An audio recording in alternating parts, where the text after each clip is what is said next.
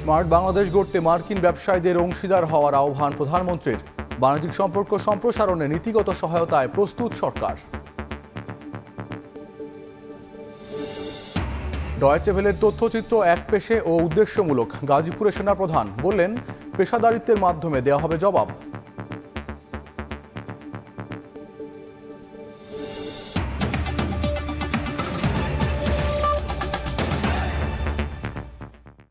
দেখছিলেন শিরোনাম। প্রবাসের সময়ের সঙ্গে আছি আমি ফয়সাল আহমেদ পিয়াস। ঘূর্ণিঝড় রেমালে 19টি জেলায় ক্ষতিগ্রস্ত হয়েছেন 37.5 লাখ মানুষ। 35,000-এর বেশি ঘরবাড়ি সম্পূর্ণ বিধ্বস্ত হয়েছে এবং প্রায় 1,15,000 ঘরবাড়ি আংশিক ক্ষতিগ্রস্ত হয়েছে। সোমবার বিকেলে সচিবালয়ের সংবাদ সম্মেলনে তথ্য জানিয়েছেন দুর্যোগ ব্যবস্থাপনা ও ত্রাণ প্রতিমন্ত্রী। দুর্যোগ কবলিত মানুষের সহযোগিতায় কাজ চলছে বলেও জানান মন্ত্রী। খুলনা, সাতক্ষীরা, বরিশাল, পটুয়াখালী, ভোলা ও চট্টগ্রামে মোট 10 জনের মৃত্যুর খবর পাওয়া গেছে। মোট 19টি জেলা ক্ষতিগ্রস্ত হয়েছে। ঘূর্ণিঝড়ে ক্ষতিগ্রস্ত মানুষের সংখ্যা 37,58,096 জন। সম্পূর্ণভাবে বিধ্বস্ত হয়েছে 35,483টি ঘরবাড়ি এবং আংশিকভাবে বিধ্বস্ত হয়েছে 1,14,992টি ঘরবাড়ি।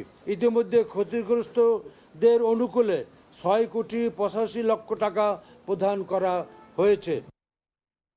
ঘূর্ণিঝড় রেমালের প্রভাবে বৃষ্টিতে নাকাল রাজধানীবাসী। ডুবে গেছে বেশিরভাগ এলাকা। ঝড় ও জলজট মিলিয়ে চরম বিপাকে নগরবাসী। ঘূর্ণিঝড় রেমেলের কারণে সোমবার ভোর থেকেই রাজধানীতে শুরু হয় বৃষ্টি। দিনভর নামে ঝুম বৃষ্টি, সেই সঙ্গে ঝড়ো বাতাস। রাজধানীর মূল সড়ক থেকে অলিগলি তলিয়ে যায় পানিতে। কোথাও হাঁটু পানি, কোথাও কোমর সমান। নিউ মার্কেট, ধানমন্ডি, মিরপুর, শান্তিনগর, শেওড়াপাড়া, কাজীপাড়া সহ বিভিন্ন এলাকায় সৃষ্টি হয় জলজট। পানি মারিয়ে চলাফেরায় অবর্ণনীয় দুর্ভোগে পড়েন কর্মজীবী মানুষ। গাড়াগত দেখা যায় না, খুব বিপদের মধ্যেই গাড়ি চালাচ্ছে আর কি। সকাল থেকে বৃষ্টি, মানে 1 ঘন্টা বৃষ্টির পর রাস্তা তোলা জায়গা তোলা রয়েছে এখন দেখতেছেন, সকাল থেকে অবস্থা।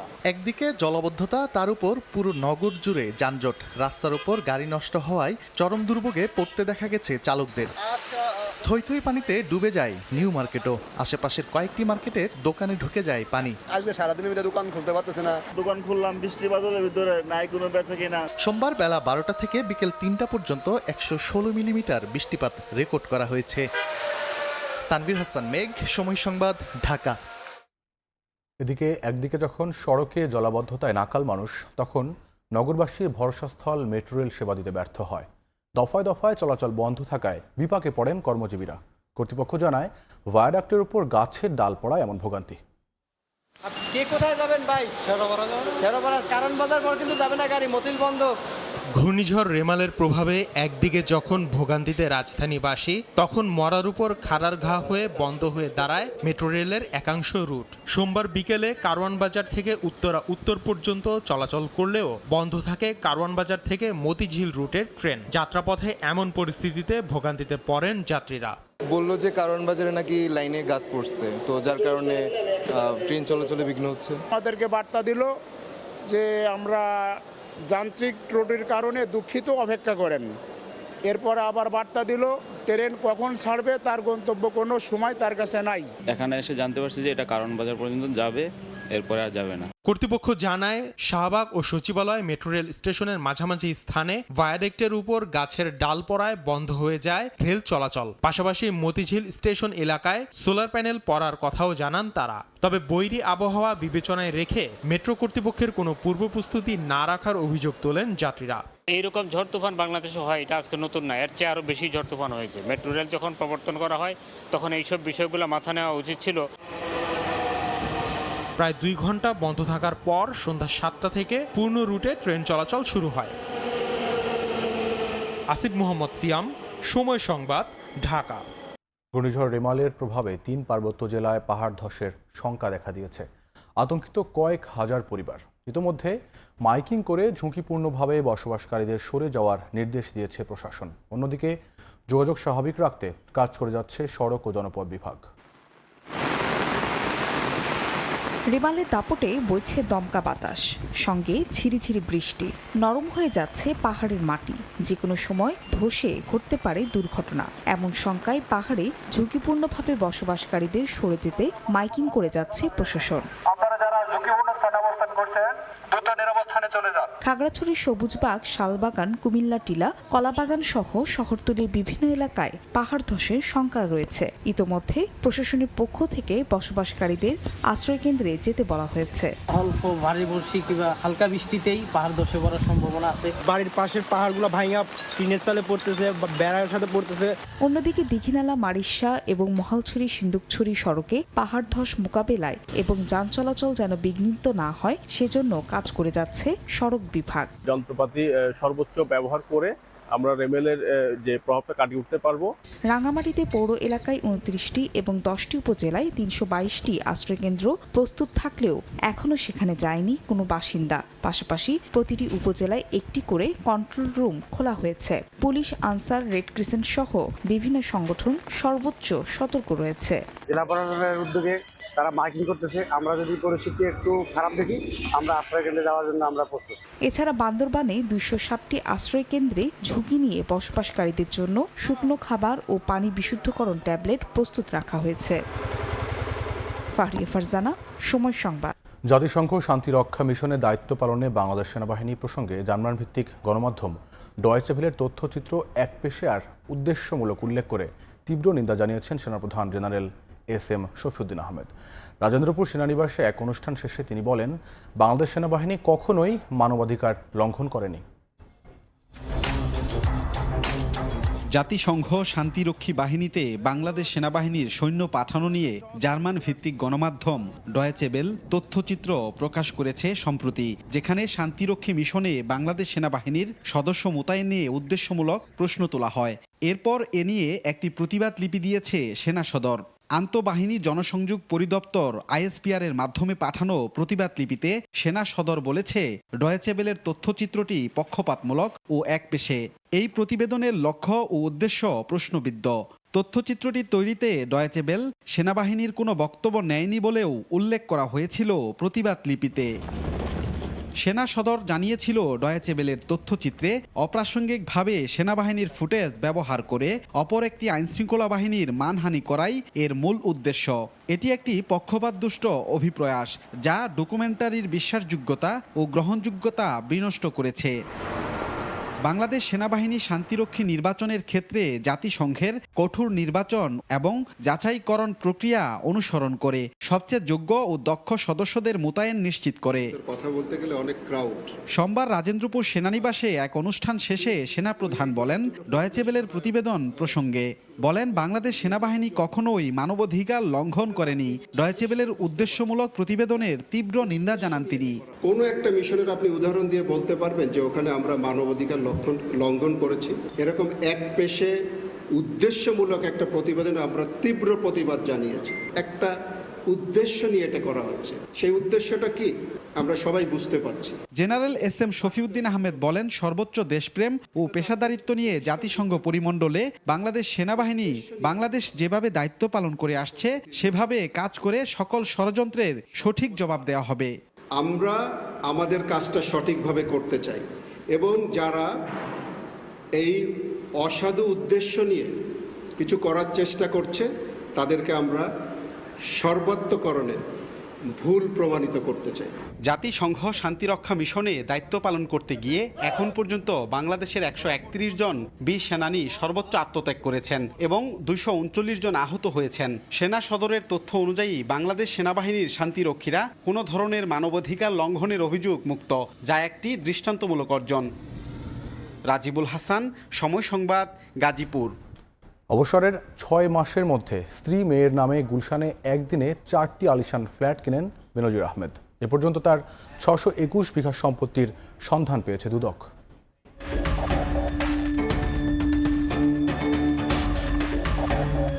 রাজধানীর গুলশান 1-এর জি ব্লকের 14 তলা র্যাঙ্কন আইকন টাওয়ার, সোয়া 2000 স্কোয়ার ফিটের বিশাল আয়তনের ফ্ল্যাটের মালিক বেনজির আহমেদের স্ত্রী জিশান মির্জা। একই ফ্লোরে আরেকটি ফ্ল্যাট কিনেছেন বেনজিরের মেয়ে নাবালিকা জাহরা জারিন। গুলশানে আরও 2টি ফ্ল্যাট রয়েছে তাদের। এই 4টি ফ্ল্যাটই কেনা হয় গত বছরের 5ই মার্চ অবসরে যাওয়ার 6 মাসের মধ্যে। দুদকের অনুসন্ধানে একের পর এক সম্পদের খোঁজ মিলছে বেনজির আহমেদের।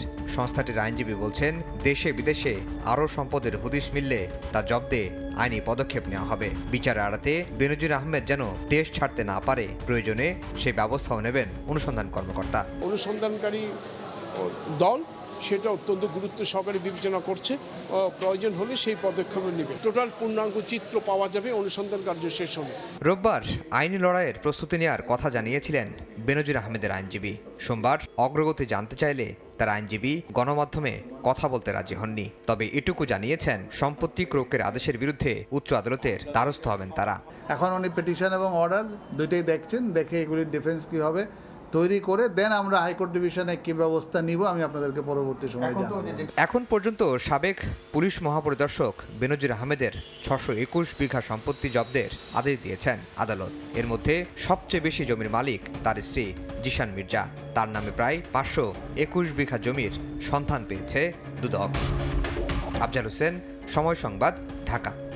দৈনন্দিন ব্যয়ে স্বস্তি মিললেই বাজেট নিয়ে খুশি সাধারণ মানুষ। আসছে বাজেট নিয়ে যে আগাম বার্তা পাওয়া যাচ্ছে, তাতে দ্রব্যমূল্য নিয়ন্ত্রণে রাখতে গত বছরের চেয়ে এবার বাড়ানো হতে পারে মূল্যস্ফীতির লক্ষ্যমাত্রা।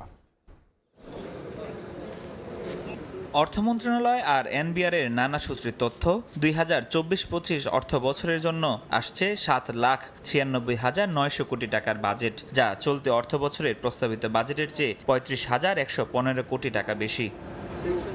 বলা হচ্ছে, এবারের বাজেটে বিশেষ গুরুত্ব পাবে শিক্ষা, স্বাস্থ্য আর কৃষি। যদিও আগামী অর্থ বছরের জন্য 2,65,000 কোটি টাকার বার্ষিক উন্নয়ন কর্মসূচি এডিবিতে তৃতীয় স্থান পেয়েছে শিক্ষা। বরাদ্দ মিলেছে 31,529 কোটি টাকা।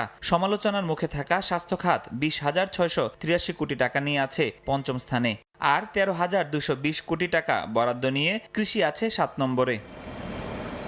বাজেটের এই আকারকে দেশীয় অর্থনীতির বর্তমান অবস্থা বিবেচনায় বাস্তবসম্মত বললেও অর্থনীতিবিদদের কাছে বাহবা পাচ্ছে না সরকারের মূল্যস্ফীতির লক্ষ্যমাত্রা। চলতি বাজেটে মূল্যস্ফীতির লক্ষ্যমাত্রা ছিল 6%, যা আসন্ন বাজেটে 0.5% বাড়বে। কিন্তু বর্তমানে দেশে মূল্যস্ফীতির হারই বিরাজ করছে 9.74%। ফলে মূল্যস্ফীতি নিয়ে সরকারের পরিকল্পনা কতটা বাস্তবসম্মত হবে?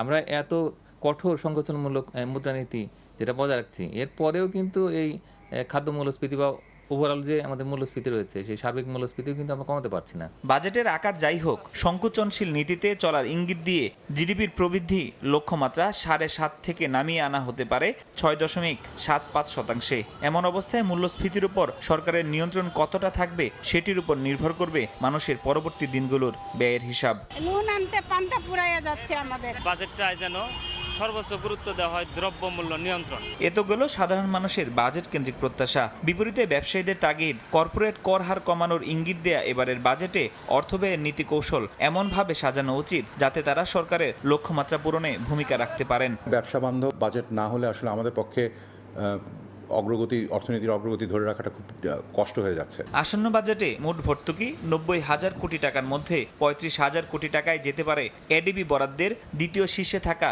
বিদ্যুৎ জ্বালানি খাতে। ফরহাদুর রহমান, সময় সংবাদ, ঢাকা। দেশের ব্যাংক খাতে সংস্কার দরকার, এ নিয়ে কাজ চলছে বলে জানিয়েছেন প্রধানমন্ত্রীর বেসরকারি শিল্প ও বিনিয়োগ উপদেষ্টা সালমান এফ রহমান। একই সঙ্গে পুঁজিবাজারকে শক্তিশালী করা প্রয়োজন বলে জানান তিনি। সোমবার ইউএস বাংলাদেশ বিজনেস কাউন্সিলের প্রতিনিধি দলের সঙ্গে বৈঠক শেষে সাংবাদিকদের প্রশ্নের জবাব এসব কথা বলেন সালমান এফ রহমান। তিনি জানান, বাংলাদেশে বিনিয়োগের জন্য অনুকূল পরিবেশ আছে, তাই বিদেশি প্রতিষ্ঠানগুলো নতুন বিনিয়োগে আগ্রহ দেখাচ্ছে। বাংলাদেশে বিনিয়োগ বাড়াতে প্রধানমন্ত্রীর বেসরকারি শিল্প ও বিনিয়োগ উপদেষ্টা সালমান এফ রহমানের সঙ্গে সোমবার রাজধানীর আগারগাঁওয়ে বৈঠকে বসেন ইউএস বাংলাদেশ বিজনেস কাউন্সিলের প্রতিনিধি দল। এতে অংশ নেয় মেটা, উবার, ভিসা, মাস্টার কার্ডের মতো প্রতিষ্ঠানের কর্মকর্তারা। বৈঠকে বাংলাদেশের কৃষি সহ বিভিন্ন খাতে এআই প্রযুক্তি ব্যবহারে আগ্রহ প্রকাশ করে মার্কিন প্রতিষ্ঠানগুলো। অলরেডি এখানে ইনভেস্ট করেছে।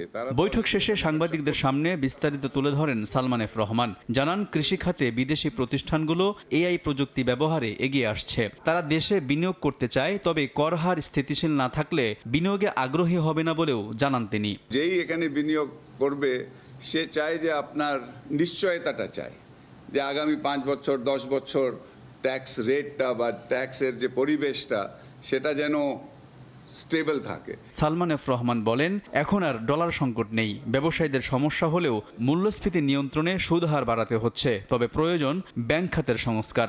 117 করার পর থেকে তো আমরা দেখতেছি ডলারের যে সংকট ছিল সেটা অনেকটা সলভ হয়েছে, এখন আগের মতন সে সংকটটা নাই। ইন্টারেস্ট রেট বাড়তেছে, এটা আমরা বাড়াইতেছি আপনার ইনফ্লেশনটাকে নিয়ন্ত্রণ করার জন্য। পুঁজিবাজারকে শক্তিশালী করা প্রয়োজন জানিয়ে তিনি বলেন, অনিয়ম কিংবা বাজারের যে কোনো সমস্যার সমাধানে কাজ করবে সরকার। এটা কিন্তু শুধু ঢাকা স্টক এক্সচেঞ্জ বা বাংলাদেশের ব্যাপার না। আলতাফ হোসাইন, সময় সংবাদ, ঢাকা। দক্ষিণ আফ্রিকার 7ম জাতীয় নির্বাচন উপলক্ষে জমে উঠেছে প্রচারণা। ক্ষমতাসীন African national Congress, Democratic alliance, economic freedom fighter সহ 10 রাজনৈতিক দল অংশ নিচ্ছে এবারের নির্বাচনে। ভোটারদের পক্ষে টানতে দলগুলো নিচ্ছে নানান প্রতিশ্রুতি। দক্ষিণ আফ্রিকা থেকে মিজানুর রহমান রাসেলের রিপোর্ট। উৎসাহ উদ্দীপনার মধ্য দিয়ে আগামী 29 মে অনুষ্ঠিত হতে যাচ্ছে দক্ষিণ আফ্রিকার জাতীয় নির্বাচন। 1994 সালে বর্ণবাদ ব্যবস্থার অবসানের পর 7মবারের মতো চলছে নির্বাচনের আয়োজন। নির্বাচনে জয়ের ধারা অব্যাহত রাখতে আফ্রিকান ন্যাশনাল কংগ্রেস চালাচ্ছে জোর প্রচারণা। প্রেসিডেন্ট সিরিল রামাপোসা সহ মন্ত্রিপরিষদ সদস্যরা চষে বেড়াচ্ছেন নির্বাচনী আসনগুলোতে। ভোটারদের কাছে টানতে তুলে ধরছেন সরকারের নানা উন্নয়ন। তবে নির্বাচনে সংখ্যাগরিষ্ঠতা ধরে রাখতে ক্ষমতাসীন আফ্রিকান ন্যাশনাল কংগ্রেসকে কঠিন চ্যালেঞ্জের মুখোমুখি হতে হবে। অনিয়ন্ত্রিত অপরাধ, দ্রব্যমূল্যের ঊর্ধ্বগতি, বেকারত্ব এবং বিদ্যুৎ বিভ্রাট সহ নানা কারণে ভোট কমার আশঙ্কা করেছেন বিশ্লেষকরা। ক্ষমতাসীনদের ব্যর্থতা তুলে ধরে নতুন ভোটারদের কাছে টানতে কর্মসংস্থান বৃদ্ধি সহ নানা প্রতিশ্রুতি দিচ্ছে বিরোধী রাজনৈতিক দলগুলো। মিজানুর রহমান রাসেল, সময় সংবাদ, দক্ষিণ আফ্রিকা। যুক্তরাষ্ট্রের নিউ ইয়র্কে বর্ণাঢ্য আয়োজনে প্রথমবারের মতো অনুষ্ঠিত হয়েছে বাংলাদেশ ডে প্যারেড। বাংলাদেশে অধ্যুষিত জ্যাকসন হাইটসের 18টি সড়ক জুড়ে প্যারেডে বাংলাদেশিরা ছাড়াও বিভিন্ন কমিউনিটির বিপুল সংখ্যক মানুষ অংশ নেন। নিউ ইয়র্ক থেকে হাসানুজ্জামান সাকির রিপোর্টে বিস্তারিত। এ এক অভাবনীয় দৃশ্য। প্রথমবারের মতো নিউ ইয়র্কের জ্যাকসন হাইটসে Bangladesh day parade. World human rights ডেভেলপমেন্টের আয়োজনে ও গোল্ডেন এজ হোম কেয়ারের সহযোগিতায় প্যারেডে অংশ নেন বিভিন্ন সামাজিক সাংস্কৃতিক সংগঠন। বিভিন্ন দেশের পতাকা, বিশেষ প্রশিক্ষিত অশ্বারোহী পুলিশ বাহিনীর অংশগ্রহণে বর্ণিল হয়ে ওঠে আয়োজন। প্যারেডের উদ্বোধন করে নিউ ইয়র্ক সিটির মেয়র এরিক অ্যাডামস বাংলাদেশিদের ভূয়সী প্রশংসা করেছেন। বলেন, বাংলাদেশিরা এখন নিউ ইয়র্কের অন্যতম শক্তিশালী community. This is one of the largest growing community, the Bangladeshi community. Let's keep moving forward. প্যারেডে অংশ নেন বাংলাদেশ ও প্রবাসের বিভিন্ন অঙ্গনের তারকারা। এমন আয়োজন দেখে উচ্ছ্বসিত সবাই। আমাদের এই কালচার আসলে শুরু হওয়া উচিত ছিল অনেক আগেই, তাহলে আমাদের কমিউনিটি আরো অনেক বড় হতো। প্যারেডের জন্য জ্যাকসন হাইটস এলাকার 18টি সড়ক বন্ধ করে দেয়া হয়। পায়ে হেঁটে, ট্রাকে করে বর্ণাঢ্য সাজে অংশ নেন বাংলাদেশিরা। অন্য ভাষাভাষী বিপুল সংখ্যক মানুষও এতে যোগ দেন। ছিলেন নিউ ইয়র্ক অঙ্গরাজ্যের আইন প্রণেতারাও। প্রবাসে যুক্তরাষ্ট্রে, বিশেষ করে এই নিউ ইয়র্কে প্রথমবারের মতো বাংলাদেশ প্যারেড অনুষ্ঠিত হয়েছে। পুলিশের বিশেষ প্রশিক্ষিত বাহিনী, অশ্বারোহী, এরকম বিভিন্ন সামাজিক সাংস্কৃতিক সংগঠন নিয়ে এই আয়োজন ছিল অভূতপূর্ব। হাসানুজ্জামান সাকি, সময় সংবাদ, জ্যাকসন হাইটস, নিউ ইয়র্ক। বিশ্বের অন্যান্য দেশের মতো জার্মানিতেও পালিত হলো বৌদ্ধ সম্প্রদায়ের সবচেয়ে বড় উৎসব বুদ্ধ পূর্ণিমা বা ভেসাক ডে। এদিন বৌদ্ধ ধর্মের প্রবর্তক গৌতম বুদ্ধের জন্ম, বিশেষ জ্ঞানলাভ ও মহাপরিনির্বাণের মতো 3টি বিশেষ কারণে তাৎপর্যপূর্ণ। দেশটির বৌদ্ধ বিহারগুলোতে ছিল ধর্মীয় নানা কর্মসূচি। জার্মানি থেকে বিস্তারিত জানাচ্ছেন বিটু বড়ুয়া। 26শে মে রোববার জার্মানি জুড়েই পালিত হয়েছে বৌদ্ধ সম্প্রদায়ের সবচেয়ে বড় ধর্মীয় উৎসব শুভ বুদ্ধ পূর্ণিমা বা বৈশাখী পূর্ণিমা। দিবসটি উদযাপনে জার্মানির প্রতিটা প্রদেশের বৌদ্ধ বিহারগুলোর মতো রাজধানী বার্লিনের সবচেয়ে পুরনো ঐতিহাসিক বৌদ্ধ বিহার ডাস বুদ্ধিস্টিসেস হাউসে নামে সর্বস্তরের উপাসক উপাসিকাদের ভিড়। বিহারটিতে বাংলাদেশি প্রবাসী বৌদ্ধ ছাড়াও Sri Lanka, Vietnam, Japan, Korea, Bharat, Nepal, Russia সহ ইউরোপের নানা দেশের নাগরিক ছাড়াও স্থানীয় জার্মানরাও অংশ নেয়। এদিন ধর্মীয় নানা কর্মসূচির মধ্যে ছিল ভিক্ষু সংঘের পিণ্ডাচরণ, শীল গ্রহণ, ভিক্ষু সংঘের উদ্দেশ্যে দান, ভাবনা অনুশীলন, ত্রিপিটক থেকে ধর্মদেশনা, বিশ্ব শান্তির জন্য সমবেত প্রার্থনা ও সূত্রপাঠ এবং পুণ্যদান। বাংলাদেশ ছেড়ে প্রবাসে এসেও স্থানীয় জার্মানদের মতো তথাগত সম্যক সম্বুদ্ধের অহিংস ধর্ম ও নীতিকে ধারণ করে দানশীল ভাবনা এই ত্রিবিধ পুণ্যকর্ম সঞ্চয় করতে পেরে খুশি প্রবাসীরা। অবিদ্যা, অজ্ঞানতা আর কুসংস্কারকে জয় করে শীল, সমাধি, প্রজ্ঞার মাধ্যমে জ্ঞানের আলোয় প্রদীপ্ত হয়ে বুদ্ধের সে মৈত্রী বাণী ছড়িয়ে পড়ুক বিশ্বের সবখানে, এমন প্রত্যাশা সকলের। জার্মানির বার্লিন থেকে সবাইকে শুভ বুদ্ধ পূর্ণিমার শুভেচ্ছা জানিয়ে বিটু বড়ুয়া, সময় সংবাদ। এবার নতুনত্ব এসেছে টাইগারদের টি-20 বিশ্বকাপ জার্সিতে। চিরাচরিত লাল সবুজের প্রাধান্যের পাশাপাশি এবারই প্রথম হাতার বর্ডারে ব্যবহার করা হয়েছে সোনালি রং। আবহাওয়ার কথা বিবেচনা করে কাপড়েও আনা হয়েছে এক পরিবর্তন। তবে এখন পর্যন্ত সমর্থকদের অফিসিয়াল জার্সি কেনার ব্যাপারে নেওয়া হয়নি কোনো সিদ্ধান্ত। মূল জার্সির পাশাপাশি অনুশীলন জার্সিতেও আছে আধুনিকতার ছোঁয়া। স্বপ্নের বিশ্বকাপ, আবেগের বিশ্বকাপ জার্সি কোনো জাঁকজমকপূর্ণ অনুষ্ঠান নয়। মধ্যরাতে সামাজিক যোগাযোগ মাধ্যমে পোস্ট দিয়ে বিসিবি জানান দিয়েছে কেমন হয়েছে এবারের টাইগারদের বিশ্বকাপ জার্সি, কোথায় এই বিশ্বকাপ জার্সিটা অন্যবারের চাইতে আলাদা, কিংবা এই জার্সির বিশেষত্বই কি। গোটা বিষয় নিয়ে কথা বলবো স্পোর্টস অ্যান্ড স্পোর্টসের স্বত্বাধিকারী মাহতাবুদ্দিন সেন্টুর সঙ্গে। সেন্টু ভাই, আপনাকে স্বাগত। এবারের জার্সিটা কেন অন্যবারের চাইতে আলাদা? আমাদের যে প্রথম পতাকার যে কালার, ওই গোল্ডেন কালারটা এখানে ইমপ্লিমেন্ট করা হয়েছে। এটা যদি আপনি একটা বিশেষত্ব বলতে পারেন। আদার হ্যান্ড বলতে পারেন আমরা লোগোগুলিকে খুব স্পেশালাইজ করেছি। এবার খেলা হচ্ছে আমেরিকা এবং ওয়েস্ট ইন্ডিজের দুই ধরনের কন্ডিশন। যে জিএসএমটা এটা হচ্ছে ওইখানকার ওয়েদার অনুযায়ী আমরা ইনিশিয়ালি আমাদের মাথায় ছিল যে কীরকম টেম্পারেচার হতে পারে, ওর উপর ডিপেন্ড করে আমরা জার্সির কাপড়টা তৈরি করেছি। প্রপার ফিটিং যেন হয় প্লেয়ারদের, এই জিনিসগুলো আমাদের হচ্ছে আমাদের ব্যাক এন্ডে সবসময় মাথায় থাকে। গেল বড় আমরা দেখছি যে অথেন্টিসিটি প্রমাণের জন্য আপনারা একটা লোগো ব্যবহার করেছেন। এবারও নিশ্চয়ই সেই জি, আমরা একটা লোগো ইউজ করেছি যেন প্রোডাক্টের অথেন্টিসিটি আসলে করা যায়। ওই আর জার্সিটাকে আর একটু মেকআপ করার জন্য আমরা কিছু কিছু এলিমেন্টস ইউজ করেছি। বাংলাদেশের জার্সি মানে আসলে লাল সবুজের প্রাধান্য, সেক্ষেত্রে আসলে কি একটু আপনাদের জন্য কাজটা করা, মানে নতুন নতুন রং নিয়ে কাজ করাটা একটু বেশি টাফ হয়ে যায় কিনা? আইসিসি ইভেন্টের দুইটা জার্সি হতো, তো এখন একটা জার্সি হয়। আগে একটা হতো যে লালকে প্রাধান্য দিয়ে এর সাথে সবুজের টেক্সচার নিয়ে আসা বা সবুজের আরেকটা কালার সংমিশ্রণ করা। আর এখন যেটা হয় যে একটাই যেহেতু জার্সি হয়, এখন সবুজকে প্রাধান্য দিয়ে লালের একটা অংশ নিয়ে আসে। প্র্যাকটিস কিটটা নিয়ে যদি একটু বলতেন। প্র্যাকটিস কিটটা অলমোস্ট আগেরই প্র্যাকটিস কিটটা একটু আমরা একটু হালকা একটু চেঞ্জ করেছি। ডিপ কালার ইউজ করা হয়নি, যাতে হয়তো সান অ্যাবজর্ব করে বেশি।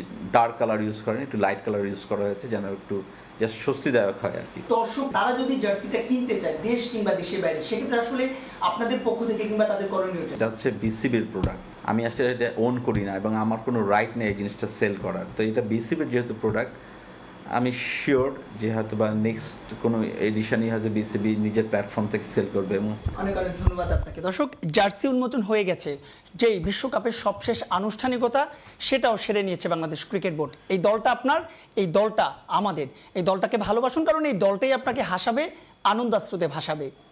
মাহবুব রিমন, সময় সংবাদ, ঢাকা। এবার জানাবো দেশের ফুটবলের খবর। বিশ্বকাপ বাছাই পর্বের ম্যাচ সামনে রেখে আগামী 30 মে দল ঘোষণা করবে বাংলাদেশ ফুটবল ফেডারেশন। 1 জুন থেকে প্রস্তুতি ক্যাম্প শুরু করবে হাভিয়ের ক্যাব্রেরার দল।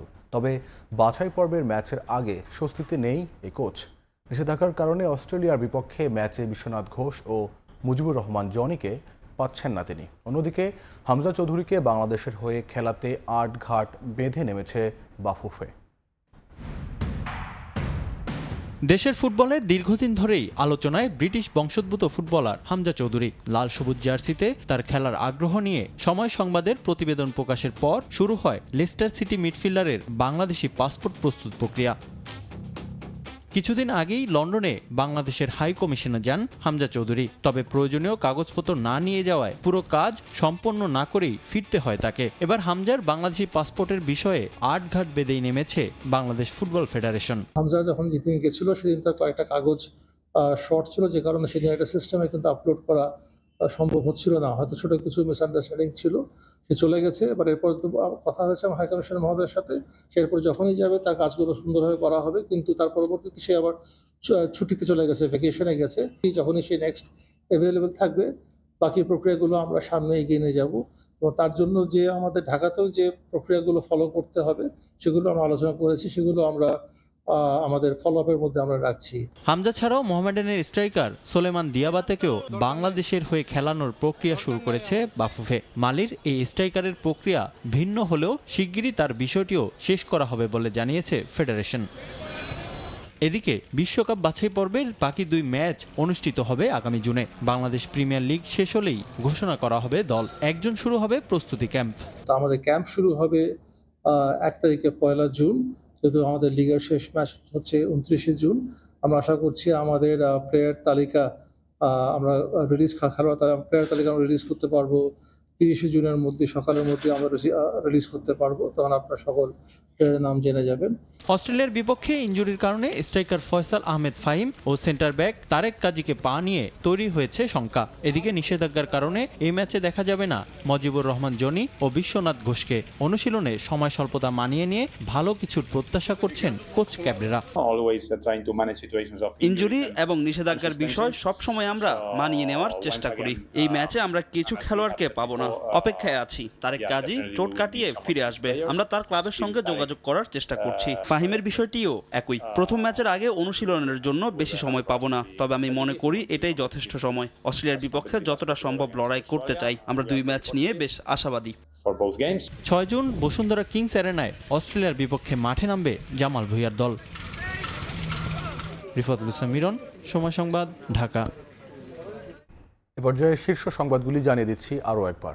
এবং স্মার্ট বাংলাদেশ গড়তে মার্কিন ব্যবসায়ীদের অংশীদার হওয়ার আহ্বান প্রধানমন্ত্রীর। বাণিজ্যিক সম্পর্ক সম্প্রসারণে নীতিগত সহায়তায় প্রস্তুত সরকার।